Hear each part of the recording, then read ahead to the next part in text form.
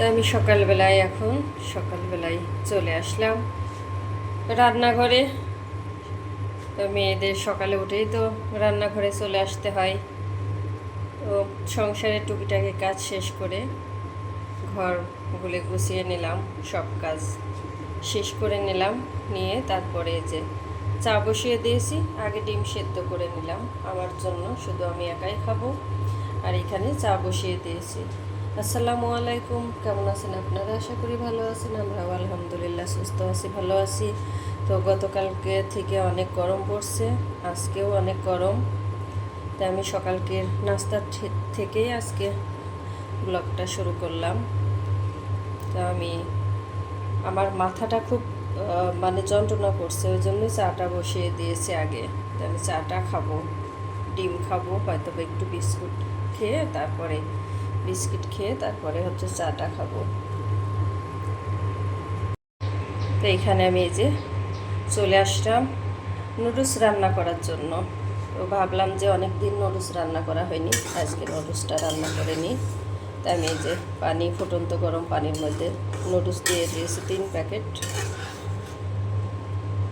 দিয়ে আমি এখন এই যে সিদ্ধ করে নিয়ে তারপরে রান্নাটা করে নেব। আর আমাদের এই বাসার যে ভাবিটা মারা গিয়েছে, তো মেয়েগুলা ছাদে হেঁটে বেড়াচ্ছে, কান্না করছে, দেখে খুব খারাপ লাগছে। তো ওই ভাবির জন্যও অনেক দোয়া রইল, আল্লাহ যেন ওনার গুনাহ মাফ করে বেহেশত নসিব করে।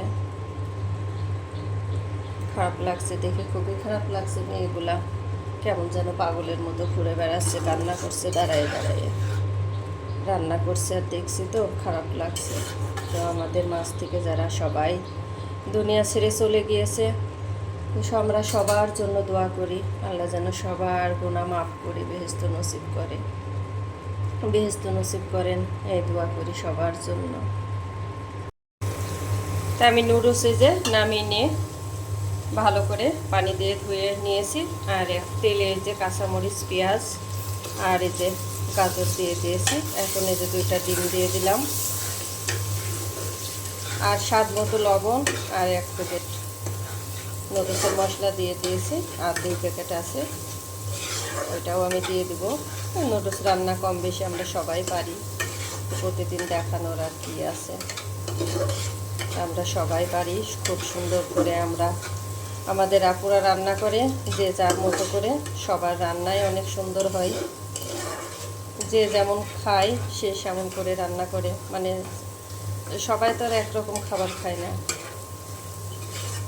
যার যেটা ভালো লাগে সেইভাবে তো রান্না করবে, তাই না? যে সব আপুরাই খুব সুন্দর সুন্দর রান্না করে। তোমার ডিমটাই যে ভাঙা ভাঙা করে নেওয়া হয়ে গিয়েছে। আমি এখানে 2টা ডিম দিয়েছি।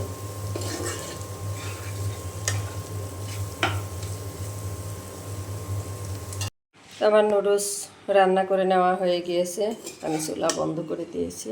এখন আমি এই যে নামিয়ে নেব। সুন্দর কিন্তু ঝরঝরা হয়েছে। তা আমি এই যে বাটিতে নুডলস বেড়ে নিলাম। এখন আমি খাওয়ার জন্য মেয়েদের দিয়ে দেব। আমিও একটু অল্প করে খাবো, আর মেয়েদের দিয়ে দেব খাওয়ার জন্য। এখন আমি চলে আসলাম দুপুরের রান্নায়। এখানে আমি ভাত বসিয়ে দিয়েছি, আর এখানে যে পেঁয়াজ মরিচ কেটে রেডি করে নিলাম। ডাল ধুয়ে ভিজিয়ে রেখেছি, পাতলা ডাল রান্না করব। আর এখানে যে গরুর গোশ ভিজিয়ে দিয়েছি, আলু কেটে নিয়েছি, আলু দিয়ে গরুর গোশ রান্না করব। আর এই যে আমি শিলপাটায় আদা রসুন জিরা মশলা যা লাগে আমি বেটে নিব, কারণ আমি টাটকা টাটকা বেটে রান্না করি, আমার কাছে এটাই বেশি ভালো লাগে। তো আমি এখন অফ ক্যামেরায় বেটে নিব, কারণ আমার ক্যামেরা ধরা কেউ নাই, দেখাতে পারবো না। স্ট্যান্ড থাকলে ভালো হয়, স্ট্যান্ড দিয়ে সব কাজ করা ইজি হয়। আর ক্যামেরা হাতে নিয়ে নিয়ে কাজ করতে গেলে দেখা যাচ্ছে অনেক কাজ দেখাতে পারি না, শেয়ার করতে পারি না ওইভাবে, কারণ ক্যামেরা ধরার তো কেউ থাকে না। তা আমি অফ ক্যামেরায় এখন বেটে নেব। তো অফ ক্যামেরায় আমি এই যে এখানে ডাল বসিয়ে দিয়েছিলাম, ডাল সিদ্ধ হয়ে গিয়েছে। এখন এই যে হলুদের গুঁড়া আর স্বাদ মতো লবণ দিয়ে দিলাম। এখন ডালটা খুব ভালো করে আমি ঘন্ট করে নেব। আর অনেক গরম পড়ছিল, এখন এই যে বৃষ্টি শুরু হলো। আবহাওয়াটা আলহামদুলিল্লাহ অনেকটাই ঠান্ডা হয়ে আসলো। ঝিরিঝিরি বৃষ্টি হচ্ছে, আকাশে মেঘ আছে, বৃষ্টি হবে মনে হচ্ছে। অনেক গরম পড়ছিল, একদিন রোদ উঠেছে তাই অনেক গরম লাগছিল।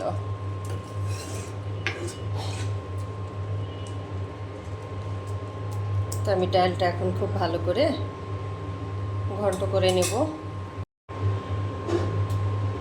মা গো তোমার মতো আদর করে নয়না বুকে কেউ টানি,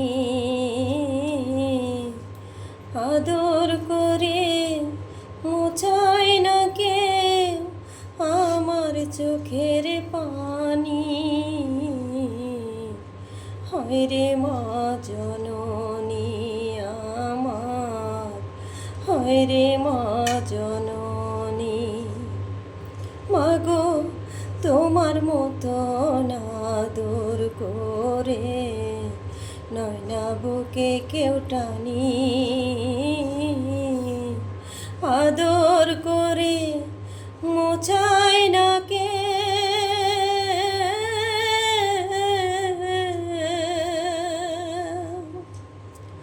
আদর করে মোছায় না কে আমার চোখের পানি। হয় রে মা জননী আমার, হয় রে মা জননী।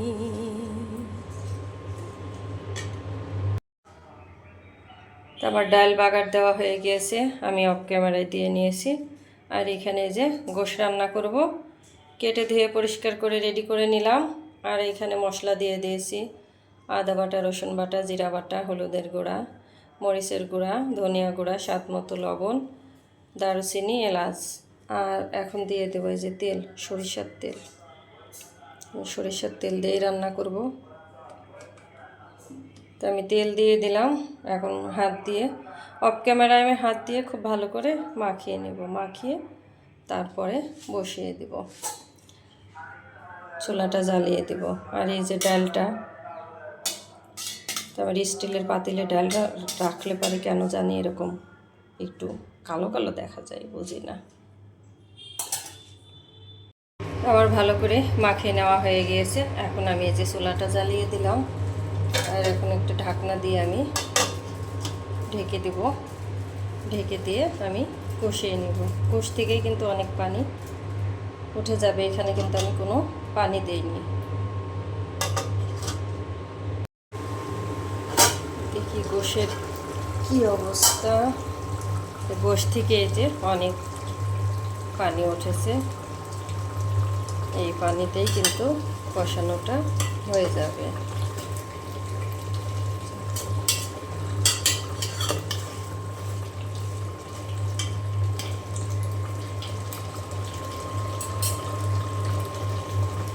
আমি আর একটু কষিয়ে নিয়ে তারপরে যে আলু দেব, আলু কেটে নিলাম, কেটে ধুয়ে রেডি করে নিলাম।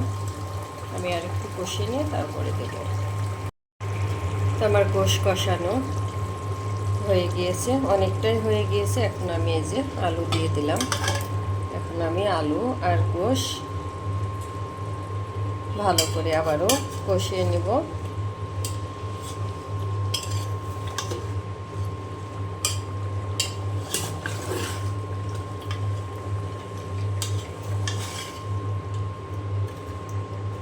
এখন আমি আলুটা গোশের সাথে কষিয়ে নিয়ে তারপরে পরিমাণ মতো পানি দিয়ে দেব।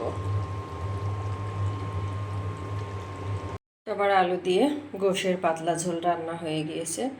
আমি চুলাটা বন্ধ করে দিয়েছি। তো আমার দুপুরে রান্না শেষ হয়ে গিয়েছে। এখানে যে গরুর গোশ আলু দিয়ে রান্না করে নিয়েছি। আর এখানে মসুরের ডাল রান্না করে নিয়েছি পাতলা।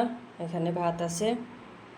তা আমি একটু গোশ বক্সে উঠিয়ে রেখে দেব, কারণ বোনের মেয়ের খুব আলু দিয়ে গরুর গোশ আমার হাতে রান্না খেতে মন চেয়েছে, তো ওর জন্য একটু দিব, এই জন্য বক্সে ওঠায় রাখবো। আর ভিডিওটি আমি আজকে এখানে শেষ করব। যদি ভালো লাগে লাইক কমেন্ট শেয়ার করে আমার পাশে থাকবেন, আমাকে সাপোর্ট করবেন। আর আমার কথা কাজের মধ্যে যেন কোনো ভুল ত্রুটি হয় প্লিজ সবাই ক্ষমা দৃষ্টিতে দেখবেন। আর আমিও সবার পাশে আছি, সাপোর্ট করব ইনশাল্লাহ। আমার জন্য সবাই দোয়া করবেন, আমার পরিবারের জন্য সবাই দোয়া করবেন। আপনাদের জন্য, আপনাদের পরিবারের জন্য রইল অনেক অনেক দোয়া ও ভালোবাসা। আসসালামু আলাইকুম।